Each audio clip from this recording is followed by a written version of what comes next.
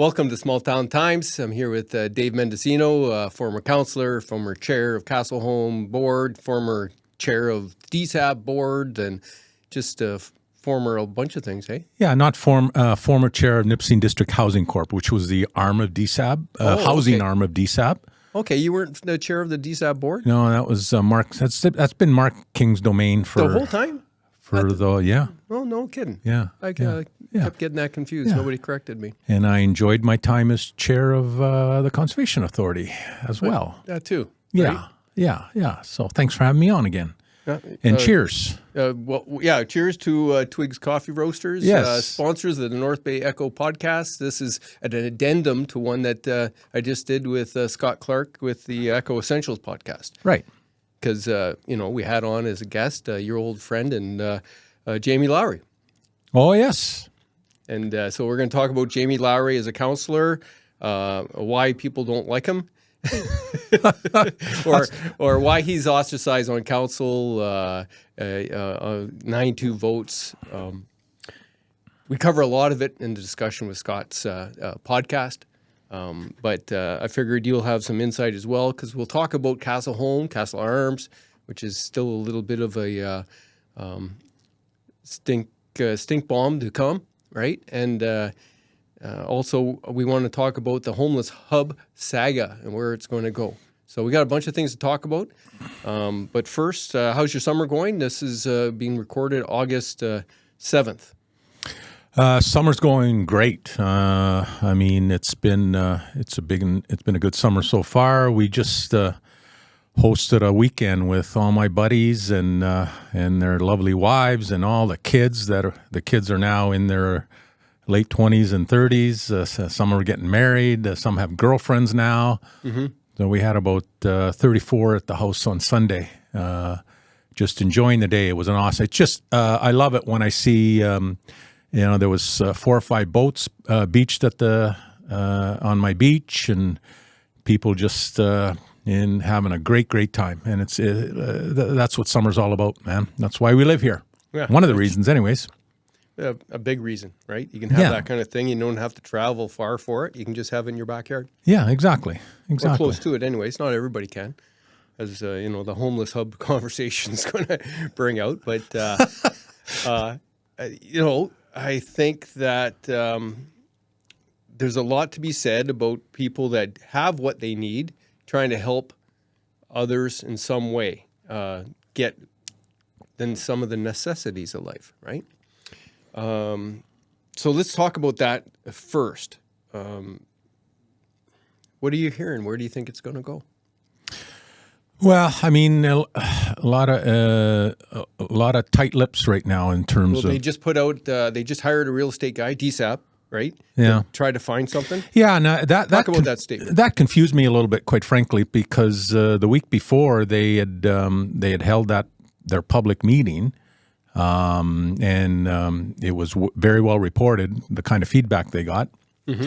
Especially from individuals that live or work or play in the downtown. They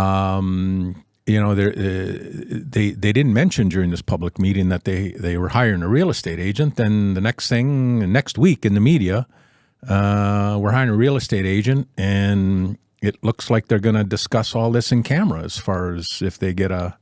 Well, they published they did speak that they were going to have parameters for finding a place announced, and that after the meeting they would release that. I think hiring a real estate person with those parameters may have got lost in the tumble. Yeah, I mean, and I think 2 of the parameters off the top of my head was about 4,000 square feet space and close. I think the words were walking distance to the downtown core, if I'm not mistaken. Or access to such services. It was within walking distance of services or access to services. So there's a little bit of a wiggle word there. Right. I mean, those services. Let's face it. The services that are all centralized in the downtown, and there's many of them. Mm-hmm. You're not going to see them decentralized from the downtown. I mean, it would just be a tremendous undertaking and the cost would be prohibitive as far as I'm concerned. But so if they identify the homeless hub, again, within walking distance of the downtown or within distance of these centralized services, who knows where it could be. I mean, walking distance is, that might mean different things for different people, right? Well, they're already walking all over frickin' town, right? So that shouldn't really be, walking isn't the parameters because you can walk very far. I mean, I've mentioned before where the gathering place is now, the building beside there, the city had an offer in at one point and they let that offer lapse. So, I mean, to me, that could have been a potential location. Yeah. And really, that's the close enough. Well, that's closest. Far enough. That's the closest you'd ever want to, in my opinion, that's the closest you'd want to get it, that kind of facility to the downtown. If it's further away, well, so be it. But the further you go, then transportation may become an issue. So, well, the argument always is, okay, the further from downtown is better for businesses that are investing down there, but closer to residential homes is not so much good for their investments and their lives. There's no, I don't think there's ever going to be an ideal situation for homeless hub. No, and so, I think that's recognized. It's finding one with the least amount of problems that's far enough to other services and places where, and if it's designed properly with enough services, some of those problems might not exist forever at the rate that we know them, right? Mm-hmm. So you kind of want to think you want to eliminate the problem, right? You're just not creating a lifelong thing of, right? To me, it's always been wherever you put it, it's what you do after you get it. Yeah. And what do I mean by that? Well, again, and I mentioned it before when I was sitting on DSAB last term. I mean, we had people making presentations for the gathering place. We had people coming making presentations about a warming center, about a homeless hub. I mean, all these different, the warming center has been in a different location from the low barrier shelter, from a different place than the gathering place. It's the same clientele. Yeah, playing hopscotch all over town. So we got to solve that issue. Yeah, so putting them in one hub, all those services is the right way to go. But you need the professionals in there. You need the individuals from Canadian Mental Health or people or for the hospital that are trained in mental health and addictions to help these individuals. The police have to play a really big role here, and maybe some tough love or tough whatever. I saw, there was 4 individuals that were sitting on the old Kresge building on Fraser Street, sitting in the little entranceway there, and you think someone could, no one was addressing those individuals. They were bothering people. Well, wouldn't it be nice if there was a phone number? And I'm not saying it has to be a 911 number, but there has to be a number that everyone is aware of, that knows, and maybe some simplicity for to remember the number. But you phone that number, and there's a unit that comes on the spot, whether it's a healthy community ambassador. We used to have those patrolling the downtown. They're no longer there. Those need to be reinstated. But these individuals, it's almost like a group needs to come and let's go to this hub. We'll get you a hot meal, or, I don't want to go. Well, you know what? Maybe you try and persuade them to go as best you can without infringing on their rights, and get them to this hub where the professionals are there, where the police are there. The police are making sure that everything is secure, that there's nothing nefarious going on.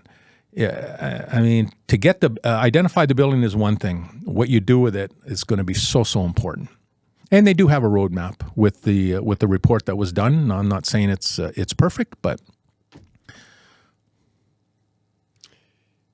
so I'm hearing that anywhere up as far as basically the YMCA, parallel or not a hop, skip, and a jump from the transition area, Nipissing Pines? Northern Pines. Northern Pines. I always call it Nipissing Pines. 59, Dave. Northern Pines, transitionary housing, the low barrier shelter, where it is. Would the low barrier shelter go into the homeless hub?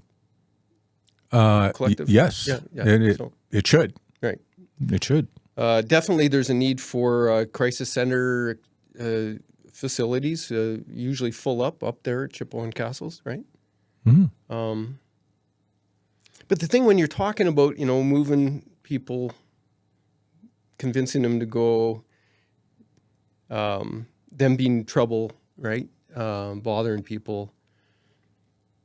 And the end result, and we all know this, is that quite a few of them would like to get out of that situation. So they need something that fits what they believe is helpful for them and what they can fit into. Not everybody fits into the Northern Pines as well. Like you have, what are the when we had Shane here, he's talking about a proposal where they have actually a place where they can actually live outside the city almost and be part of a cooperative where they can be part of something and regain some personal integrity and some hope that they can, on their own time or with some help, transition out of the hole that they've been either pushed into or fallen into or have climbed down into, right?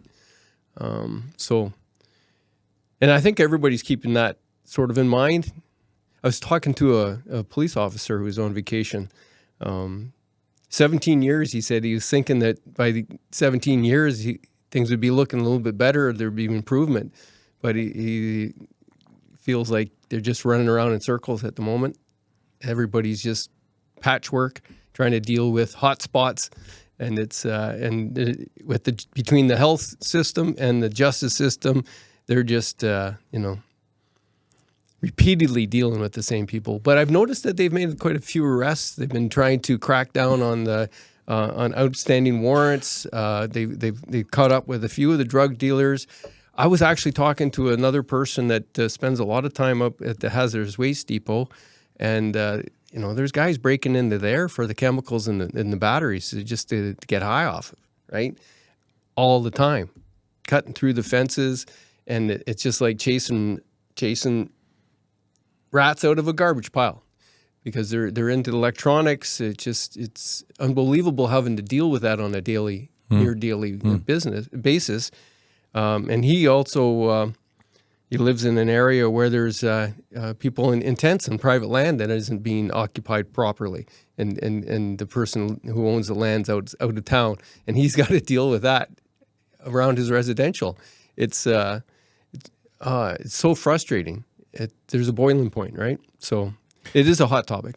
It's definitely frustrating. I mean, you've got so many individuals that are trying to, with so many different agencies, and I'm talking about the DIA as well. I'm talking about the city. Mm-hmm.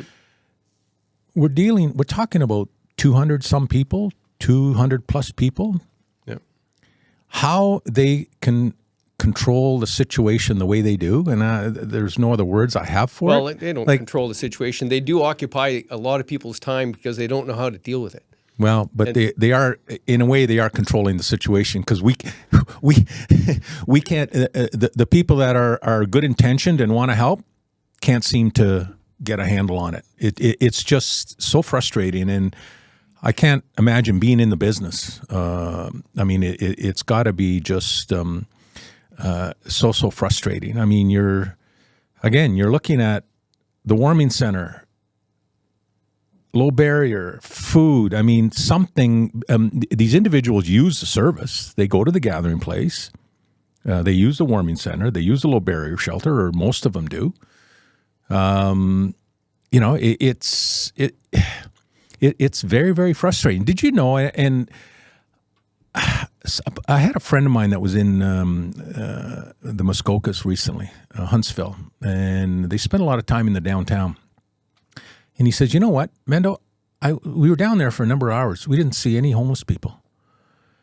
And it got me thinking.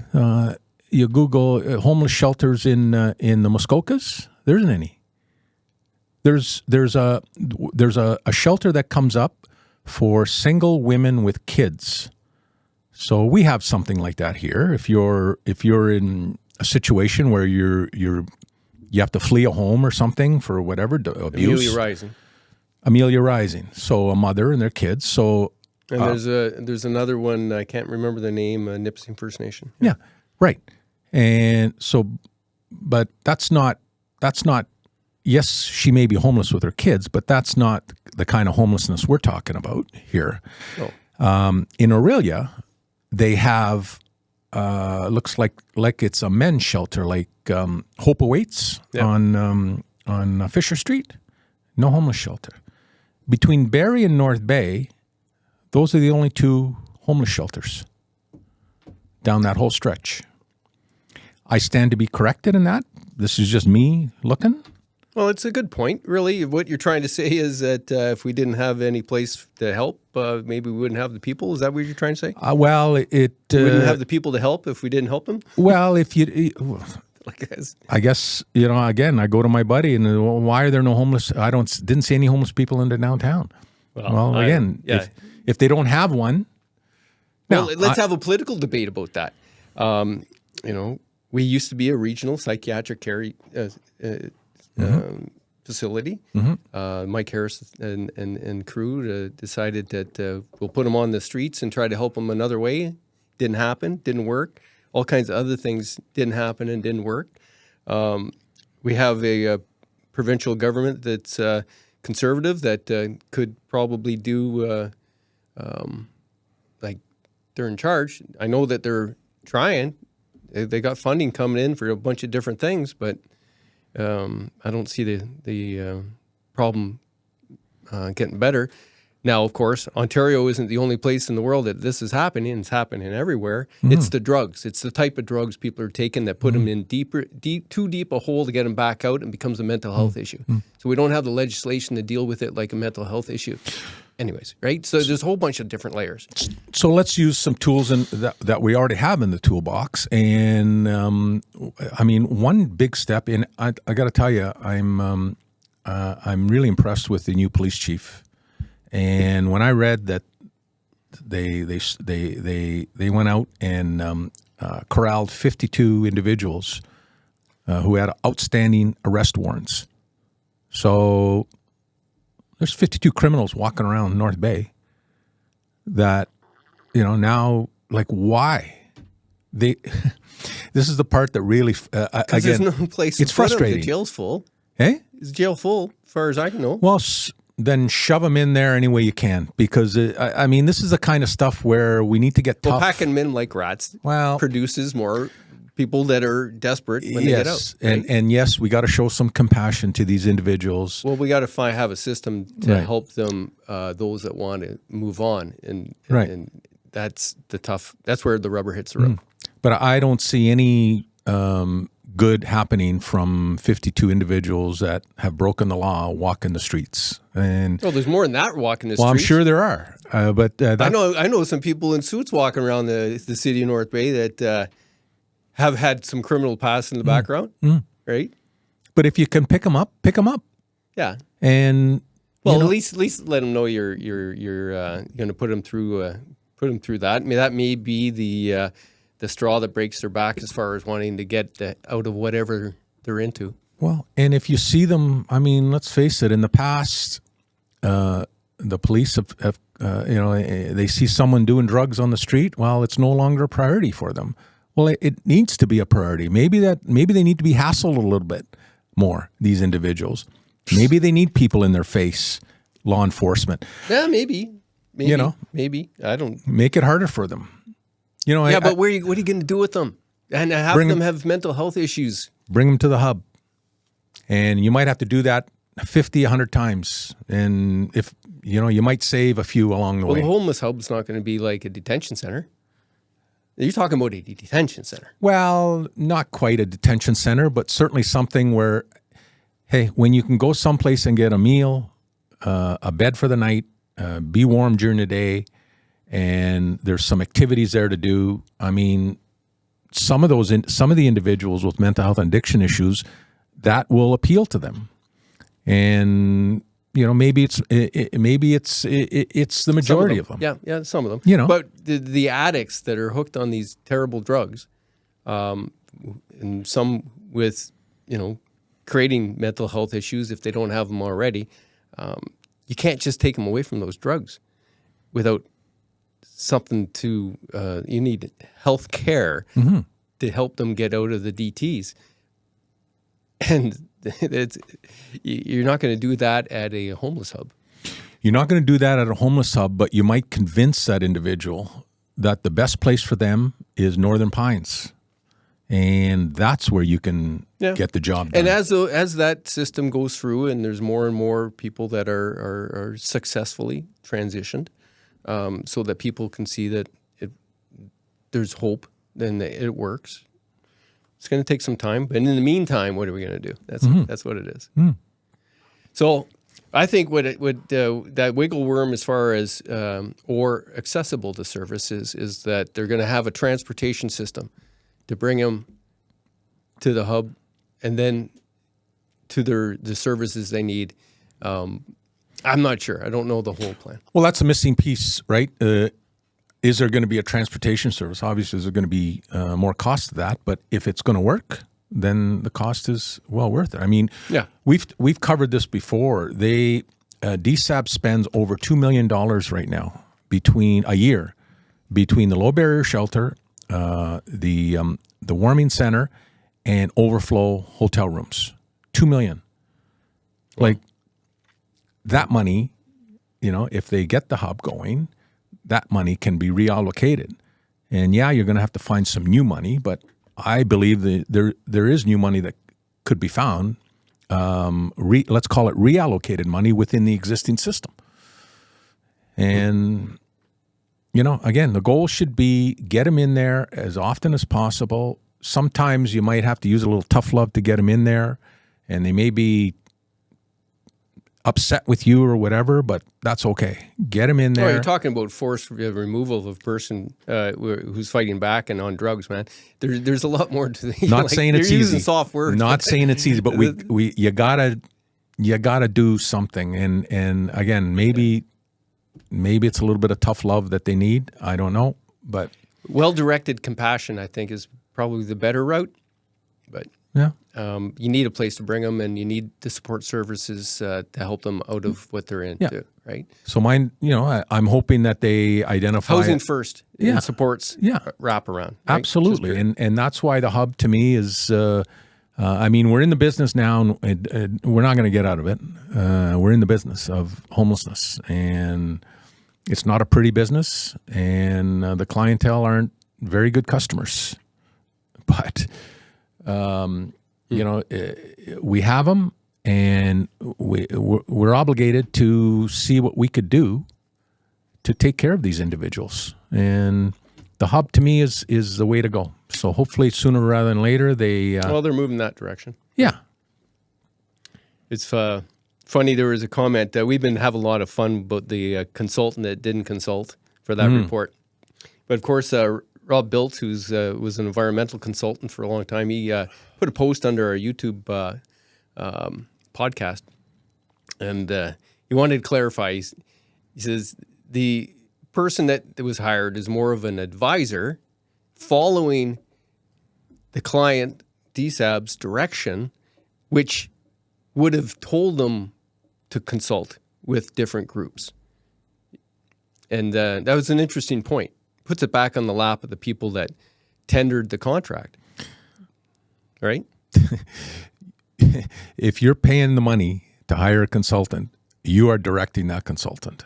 You give specifics too, right? You give parameters. You give this is what we're looking for. This is what we want to find out, and you can't blame the consultant for not consulting. It's not part of the contract. Exactly. Right? So we've been having a lot of fun with it, but and we haven't been naming the consultant because, it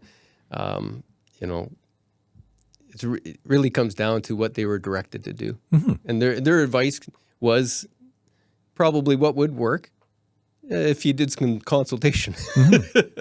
So it's not all on them, and it's always on the DSAB board. And it doesn't look like everybody's in lockstep on DSAB board if you look at the different councillors that are involved. And Yeah, again, been there behind the scenes, and they're dealing with a lot of funding issues. Yeah, I sense that there's there's just some issues behind the scenes there that I think are impacting this this whole thing. I know we should put Jamie Lowery on that board. That'll fix it.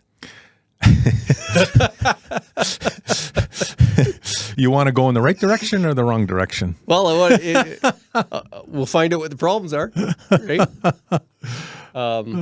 He's as some esteemed elected official says, he's always the smartest man in the room. Yeah, well, tongue in cheek, I guess. So let's talk about Jamie Lowery. We had him in. You haven't seen the podcast because it won't be coming out till tomorrow, which will be Thursday. This will probably come out on the Friday or next Monday. But you have extensive experience dealing with him. Tell me about why his leadership with the board for the reconstruction of Casselholme and button heads with both the province, well, maybe not button heads, but over the financing, right? And it seemed like there was a schism with council on how it was be dealt with while he was working on it. And what exactly did he do that got everybody riled up? Well, I mean, we're going back a few years here now. Well, the term of the last council, which this basically started in 2019. Mm-hmm. And by the time the last council got into all the details on Casselholme, obviously the funding had been announced, and the municipalities were still needed to sign on, but no one out of all the municipalities that were involved with Casselholme, and I hope I'm right in my number, I think it's 9 or 10 municipalities. No one was saying they didn't want to build it. They all saw the need. They all saw that we needed to rebuild Casselholme for the benefit of the residents. The financing became very, very tricky because we couldn't find a chartered bank to fund it for some strange reason. Well, I know why. They didn't want to. They don't fund long-term care homes, so they needed to go to the Infrastructure Ontario. Infrastructure Ontario wanted the municipalities to guarantee the loan, to guarantee some $65 million on top of the funding that they were already providing. So in North Bay's case, we were providing $50 million in funding for Casselholme. So that's a big hit on our books, and it's, with any debt financing, any debt you bring on, doesn't matter if you're a municipality or you're a family, any debt you bring on impacts any future borrowing you can do or any future projects that you want to do. Because the city had never borrowed $50 million before. That was a big one.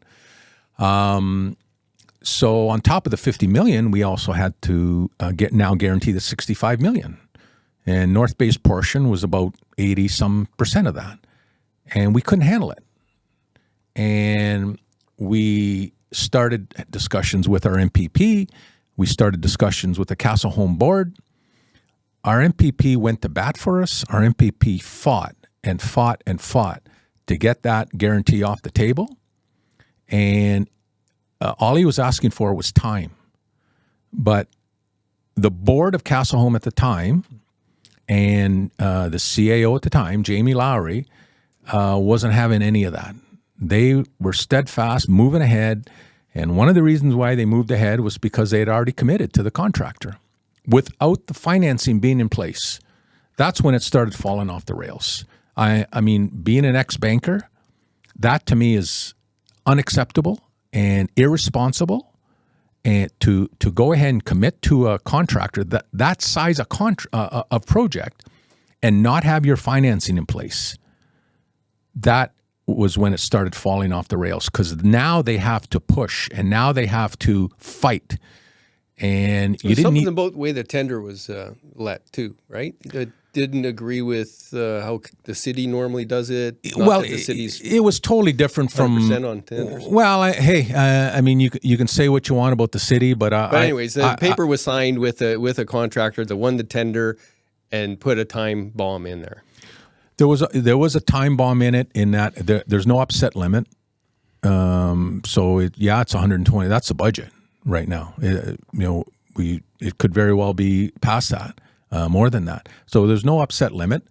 Again, the municipalities, by the time our MPP was successful in getting that guarantee that the municipalities did not have to guarantee it, the damage had been done. I mean, I'll never forget getting a call from the mayor of one of the outlying municipalities to the east, close to Mattawa. And he was almost in tears. Like, he said, they're a municipality of 1,000, 1,500 people. We can't afford this, Dave. It's going to bankrupt my municipality. I'm having residents tell me they're going to move, like from a little hamlet in close to Mattawa. They're going to move because of this. I mean, the agony and the stress that board and the CAO at the time, Jamie Lowery, put the municipality under. They just didn't care. They were going to do this come hell or high water. I remember writing some columns at this time. I was writing columns for Bay Today, and what was that thing? He had a phrase in this pamphlet that they put out, something about the city North Bay dithering is what caused this wrong. Yeah, and there was a reason why Dean Backer, the former mayor of Mattawa, resigned from the board. There was a reason why Terry Kelly, councillor of East Ferris, resigned from the board. There was a reason why Tanya Vraybosch, Bill Vraybosch, and Mayor Al McDonald resigned from the board. Governance, and they couldn't stomach it. And I was the last one left standing. So, well, this is a conversation that, like, when Scott and I were interviewing Jamie, I didn't go down this Casselholme board because it takes half an hour to explain this, how it set up conflicts between him and a bunch of people. I'm not sure that Vic Fideli is a big fan because he had to do extra hoops for this project. Yourself, Al McDonald, Tanya, Bill, all had to deal with this stuff. The CAO of the city didn't like having playing ball with him, right? Who's no longer there. The two other resignations from Mattawa and East Ferris. Yeah. So, that answers a question. And then there's this other thing about Casselholme and changing the governance in a sort of slick way, really, right? So let's get there. Casselholme. Have you heard anything about any change to the board's governance that puts it into a more comfortable situation? Because he says the move was made so that it wasn't an asset the city could sell, something like that. That wasn't his decision to make. Yeah. This is the issue. Yep. Yeah, that's the issue, right? That was not his decision to make. Well, he'll say, well, I didn't make the decision, the board did. Under his strong direction, and a board that was, in my opinion, was very weak at the time. You had Mark King, Chris Main, and 2 provincial reps. So those 4 individuals took it upon themselves, along with Jamie Lowery, took it upon themselves to take public assets. The 9 or 10 municipalities that are under Casselholme were also under Casselholme. They did not legally own Casselholme, but they had control over Casselholme. Now, if you're going to take public assets and do anything with them, public consultation, discussing it with the municipalities, it's a municipal decision. not a private individual that thinks he knows better than anybody else. Like, okay, so we're getting a good sense of how deep the cuts go when Jamie's got his elbows up playing hardball in the boardroom, right? Mm-hmm. Yeah. He would actually he's very good at it.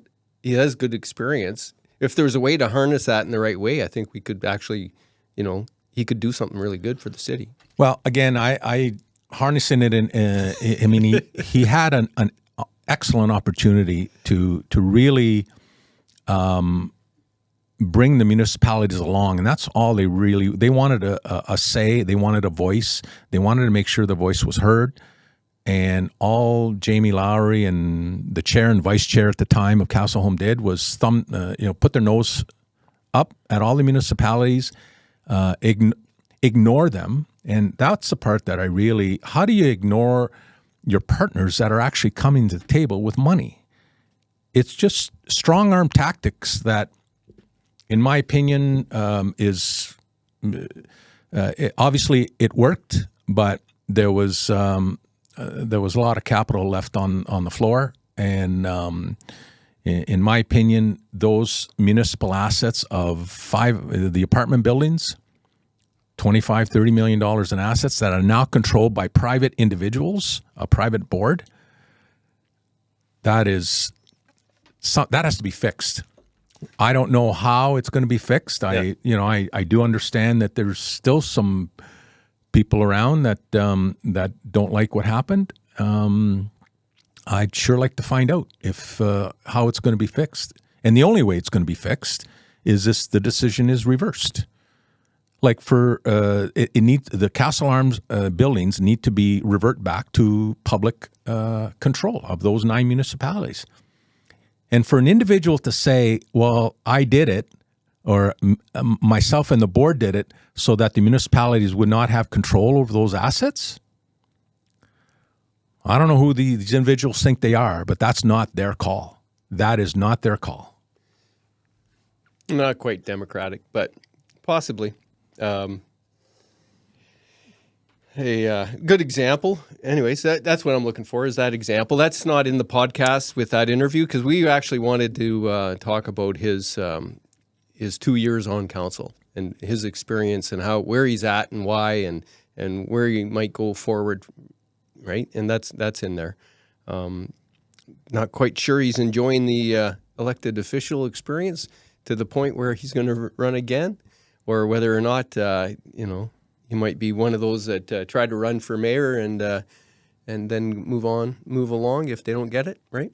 Could happen. Yeah, I mean, it could happen. I mean, an individual that's built like that is just like a bull in a china shop, and they want to do things their way, and their way is right all the time. When you insert an individual like that into an environment that needs to be collaborative, and you need to realize that the Municipal Act, there's 1,000 pages to the Municipal Act, and yeah, it's not all black and white, but it's certainly, you got to stay within the boundaries of the Municipal Act. But someone that doesn't play well in a sandbox with other people is going to have a hard time on council. Did you always play well in the sandbox with other people? I would say yes, I did. Yeah. Not everyone, but I played well with the majority, which is what you need to do, quite frankly. Who's probably the most longstanding enemy you made while a councillor who was also elected official? You know what? I've softened. I feel I've softened over the years, because 15 years ago you would ask me that question and I would have really answered it. Yeah, but I can use Mark King as an example. I mean, you guys Mark crossed and swords before, right? Mark and I have crossed swords a lot of times, and we certainly crossed swords last term when because he was on the board. Then he was often on the side that Lowery was explaining. He was on the side. Councillor May and Councillor King and Jamie Lowery were, this is what we're doing, and when we're sitting on the Casselholme board and we're doing this is what we're doing, but King didn't want to have anything to do with debating on any subjects. Ever? No. Yeah. No. It's not like you guys are. But I mean, again, I don't know how they were so maybe too focused, because every time they came back to the municipal table, which in my opinion is the main table, the reason you're sitting on Casselholme is because you're a councillor with the city of North Bay. Mm-hmm. They didn't take off their Casselholme hat and put on their council hat at the council table. Mm-hmm. And that made things a lot more difficult. Yeah, that's a tricky thing to do, eh? Yep. And the two provincial reps, they followed the CAO, unfortunately. And they had their 4 votes, and this is what they were doing. Well, do you think they did what they did because they thought it was the best thing for Casselholme? If they thought the build was the best thing for Casselholme, which it is. No, and again, I'm getting back to my earlier comment. No one was debating that. But how they went about things, I mentioned earlier that Infrastructure Ontario, they didn't have their financing in place when they pulled the trigger on the contractor. So in January of 2022, they had a $10 or $11 million bill waiting for them. Was it 10 or 11? I thought it was 4, but no, it was my recollection was 10 or 11 million. That was due from to the builder. They still didn't have their financing in place. A penalty for delay. So what were they going to do? Well, they were going to force levy the municipalities. They found out that wasn't going to work because we were standing our ground. You're going to force levy us? Well, yeah, well, okay, well, we'll see in court. That was our attitude, so that wasn't going to work. So what was their next step? They had to go out to, I don't know, I'm going to call it a C lender. And for those that don't know what a C lender is, the chartered banks are A lenders, and then it falls down from there. So if you end up hooking up with a C lender, used to be with B lenders, right? Mortgage. I used to be with TD Bank, which was an A lender. An A lender, and when I was a mortgage broker, we dealt with A lenders, like the chartered banks, but we also dealt with B lenders. Oh, okay. So if you were a higher risk that the banks wouldn't finance you, a mortgage broker could find you money. Well, here's a quick question. To side rail, it's more personal. I just renewed my mortgage at 4.91 for 5 years fixed, closed. Mm-hmm. I like the certainty. I hope I don't have to sell the house in 3 years. But I didn't want to deal with rates every month and think, oh no, variable, it's going somewhere, and I don't want to have to renew. I certainly didn't want to put an application together to have somebody inspect my home and go through all those hoops to get a B lender, right, or another option. So it was a matter of negotiating to somewhere of comfort to just get it off my plate. Now, how would you? I'd like to take that decision and then watch it and see how I do after over 5 years. Because if I would have went for a 3-year variable or shorter, there's this added cost, right? Mm-hmm. But the rates are going to trend down over the next 2 to 3 years, people think, and quite possibly will, depending on what's going on in the other markets. But what that impact was. The other factor, of course, because you know these things, is there's a lot less for me to risk because my mortgage was down to $76,000. So it's a very small mortgage compared to most. So the impacts are a little bit easier to deal with. Mm-hmm. I wanted to keep, so I amortized for 12 years, which gave me a biweekly payment of $320, right? Which is manageable. And I could do that for the next 5 years and not feel like I won't have to worry about it too much. Right. I wonder if there's a way to put all that into a spreadsheet and then watch to see what other people, if I would have made a different decision and see how that turns out as an example of how to deal with rate speculation. Mm-hmm. So you got a program like that in your back pocket or something? Not in my back pocket, but you could certainly, I mean, you can certainly, now that you've made your decision, you could certainly, if you want to find out down the line if you made the right decision, you could certainly track that in terms of, the Bank of Canada rate will come down. Will we ever see rates that we... Well, it just came down another quarter since I made the decision. Actually, the day after. Yeah, but it's... No, actually, I made my decision. I knew that was happening. But I calculated that in my my negotiation, right? So you're looking over 5 years on an average. Did you make a right decision? Yeah, because I could see it coming down another 1.5 over 4 years. Definitely going to come down. I don't think we're going to see rates that we were seeing before they started going up. Yeah. But you won't know if you made the right decision until you see what the rates actually are over the time of... that, and I'll find out what the penalty is if I end up having to sell my house before the 5 years, right? There's a sliding scale of you still owe the interest that they wanted to make, right? But that's part and parcel to the price when you sell it. You know what you're having to pay as a penalty, and then. But you're with a lender, yeah. Unlike the board of Casselholme at the time. That okay, we'll go back to that. The banker and me. I used to give I used to do a lot of mortgages, lots of mortgages. Yeah, and it was the real estate agent was when they'd come with a deal. You could pre-approve them, but the main condition was subject to financing. You got to put subject to financing, Mr. Realtor. You got to put subject to financing in the offer, even though they've been pre-approved, because we still need to see the house. We need to make sure everything is good there. But when you're in a situation like Casselholme put themselves in, where they went and essentially bought $1 million home. Let's put it into, they bought $1 million home. They need to finance the whole thing or most of it. And they didn't have the financing in place. Like if I would have let my mortgage renewal pass, right? And then I'm looking for a mortgage under duress. Mm-hmm.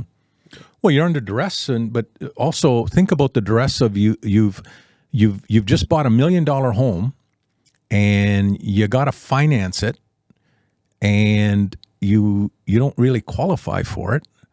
So what do you? And you've put an unconditional offer. So in 30, 60, 90 days, you're going to own the home, and you still don't know where the money's going to come from. Yeah. Now, when I mentioned that the mayor from that little town, Hamlet town, close to Mattawa, it's kind of how he was feeling. How are we going to pay for this? We don't have the financing in place. They've already committed to $120 million project. It was so mixed up that I just had to shake my head. Now, that reminds me.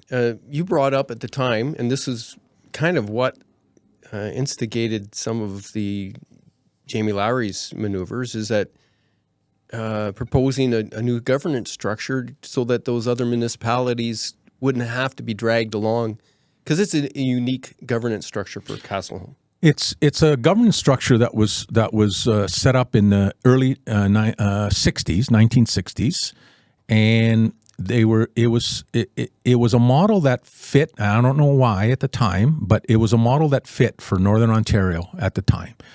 And while it makes sense, now you've got the municipalities to the east of us, Mattawa, Calvin, Papineau, Cameron. They've got a nursing home. They've got a long-term care home now. It's in Mattawa, and it serves their needs. So they've been wanting to get out of Casselholme for years. They weren't just saying we're going to walk away. We'll honor our obligation to rebuild Casselholme, but we want an exit strategy. And the board would not listen to them. They would not listen to him. So when this financing thing came up, yes, the municipalities, the mayors all got, and the CAOs got together, and there was a plan that perhaps North Bay could take over ownership of Casselholme and Casselholme. That's when, the CAO of Casselholme, Jamie Lowery, Made all his friends. well, he got wind when him and the chair, Councillor Main, and the vice chair, Councillor King, found out that they were having these discussions. That's when they pulled the trigger on getting Casselholme away from control of the municipalities, using the changes to the Non-for-Profit Act as an excuse. There's changes 3 years ago, in September of 2021. The province, or around there, but it was 2021, late summer, I'm going to say, came out with a bunch of changes to the Non-for-Profit Act, and all non-for-profit organizations had 3 years to October of 2024 to make those changes. And they used that as an excuse because they saw I still have not found. I haven't found it either. Well, no And one's. I was supposed to be sent it. And didn't it's get sent. right. So they use that as an excuse that we need to make these changes to comply. But they didn't need, whether they needed to make the changes or not, they didn't need to make them the next month. They took advantage of the fact that North Bay. That's the slick part, though. And I kind of respect some of that just because. Well, I don't mind slick once in a while too, but when you're dealing with stuff like this, I mean, Yeah. They, again, public assets are now in control. It's so not the way you do things, are now in control of a private board, private individuals. Well, I've seen And what do they do? I've seen some democratically elected officials make some pretty terrible decisions on behalf of the public too, right? So it's not like a perfect system. No, it's not a perfect system. And sometimes it does take a little bit of MacGyvering to protect a public asset from the public. Well, more often than not, when you have a public official making those decisions, and if they end up being wrong, Yeah. they're done with the good intentions at heart. It's not like they're going out trying to purposely. But in this case here, there's ramifications. You can be unelected. Right? Well, there was a definite goal in place here, and it was to take Castle Arms $25 or $30 million of municipal that municipalities had control of out of their control. I think he truly believes that he did the right thing, but well, that in itself to me is an issue. I mean, when you even after stepping back, I mean, those three individuals, I'm sure, will never admit that they made a mistake. Yeah, but they at the time they knew full well what they were doing. It's not like when you make a mistake, you've got good intentions and you're trying to solve something or whatever. Oh, didn't work out. Oh, yeah, I made a mistake. I shouldn't have done it like that. They knew full well what they were doing. That, to me, is an issue. I think we bored the hell out of anybody that made it this far. Thank you for listening to us. I'm Dave Dale. That's Dave Mendocino. Between two Daves is the thing. You still got to get you your own podcast. Are you leaning towards that direction, or like I'm failing here? You're what? I'm failing at getting you in on it. You're not failing. No. Yeah. You're not failing. It's again, it's. I love doing this. This setup is good, and the next step is possibly doing my own. Yeah. If I'll keep doing them with you if you get us a sponsor. well, Twigs. Well, no, that's North Bay Echo's sponsor. Do not steal Scott's sponsors. That could be arranged. That could be arranged, or I can get a sponsor for my own podcast. Let's do it. Let's do it. Yeah. All right. Thanks again. The meandering discussion of Dave and Dave. And if you got any comments, appreciate them. Like, share if you want. If you think you can debate me or Dave, might be able to make arrangements on different issues. Really just looking for open discussion, so you can put that in the comments. Add in what we didn't get to dispute what you don't agree with, and then have a good day.